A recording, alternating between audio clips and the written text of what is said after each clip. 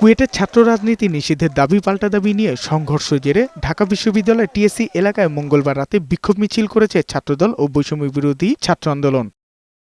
ছাত্রদল কলম ও সাধারণ মানুষের রাজনীতি করে জানিয়ে সংগঠনের নেতারা বলেন, দেশের মাটিতে ফ্যাসিবাদের ঠাঁই হবে না, কোনো ফাঁদে পা দেবে না ছাত্রদল। ফেসবুকের মাধ্যমে আমাদের ছাত্র নেতাদের চরিত্র হনন করে অসৎ উদ্দেশ্য হাসিল করতে গেলে প্রকৃত সাধারণ শিক্ষার্থীদের নিয়ে আপনাদের দাঁত ভাঙা জবাব দেওয়া হবে। কোন মব কালচারদারি কোন আলবটর বাহিনী গুপ্তচার ভিত্তিতে কখনো পা দেয় না। গুপ্তবৃত্তির চর্চা থেকে বেরিয়ে আসুন, আপনারা সাধারণ মানুষের কাতারে আসুন, সাধারণ শিক্ষার্থীদের আপনাদের পরিচয় প্রকাশ্যে দিন, তারপর দেখুন আপনাদের গ্রহণযোগ্যতা কতটুকু। টিএসসিতে পাল্টা বিক্ষোভ মিছিল করেছে বৈষম্য বিরোধী ছাত্র আন্দোলনের নেতাকর্মীরা। এ সময় তারা বলেন, কুয়েটের সংঘর্ষের ঘটনায় ছাত্রদল জড়িত। ছাত্রলীগের মতো যারা ফ্যাসিবাদী আচরণ করবে দেশের মাটিতে তাদের থাকতে দেওয়া হবে না বলেও হুঁশিয়ারি দেন।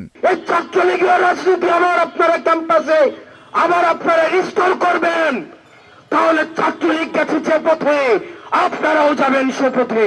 আপনারা শিক্ষার্থীদের জন্য যদি রাজনীতি করতে চান তাহলে আপনাদের শিক্ষার্থীদের ভাষায় কথা বলতে হবে।